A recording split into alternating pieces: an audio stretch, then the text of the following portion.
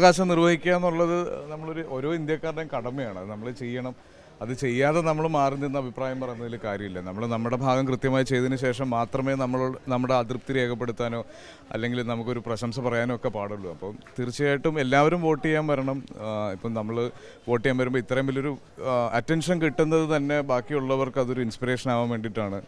മടി പിടിച്ചിരിക്കുന്നവർ അല്ലെങ്കിൽ ചൂട് കാരണം വോട്ട് ചെയ്യാൻ വൈകുന്നവർ എന്നൊക്കെ പറയുന്നവർക്ക് അവർ പുറത്തേക്ക് ഇറങ്ങി വന്ന് അവർ വോട്ട് ചെയ്യണം. വോട്ട് ചെയ്യുക എന്നുള്ളത് നമ്മുടെ അവകാശമാണ്, നമ്മുടെ കടമയാണ്.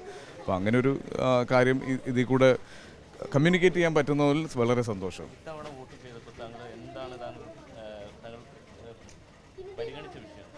ഓരോ പ്രാവശ്യം വോട്ട് ചെയ്യുമ്പോഴും നമുക്കുള്ളത് തന്നെയാണ് മികച്ച ഒരു സൗകര്യങ്ങൾ അല്ലെങ്കിൽ ഒരു മികച്ച രാഷ്ട്രീയ അവസ്ഥ നമ്മുടെ രാജ്യത്തുണ്ടാവുക എന്നുള്ളത് തന്നെയാണ് എല്ലാവരും പ്രതീക്ഷിക്കുന്നതും. പല സമയത്തും നമുക്ക് പല രീതിയിലുള്ള അതൃപ്തികൾ ഉണ്ടായിട്ടുണ്ട്. അപ്പോൾ ഇനി അതുണ്ടാവാതിരിക്കുക എന്നുള്ളത് പതിവ് പോലെ ഈ പ്രാവശ്യം പ്രതീക്ഷിക്കുന്നു. താങ്കളുടെ 3 സഹപ്രവർത്തകർ മത്സരിക്കുന്നുണ്ട്. സുരേഷ് ഗോപി, കൃഷ്ണകുമാർ, ഇതിൽ ആര് ജയിക്കണമെന്നാണ് ആഗ്രഹം?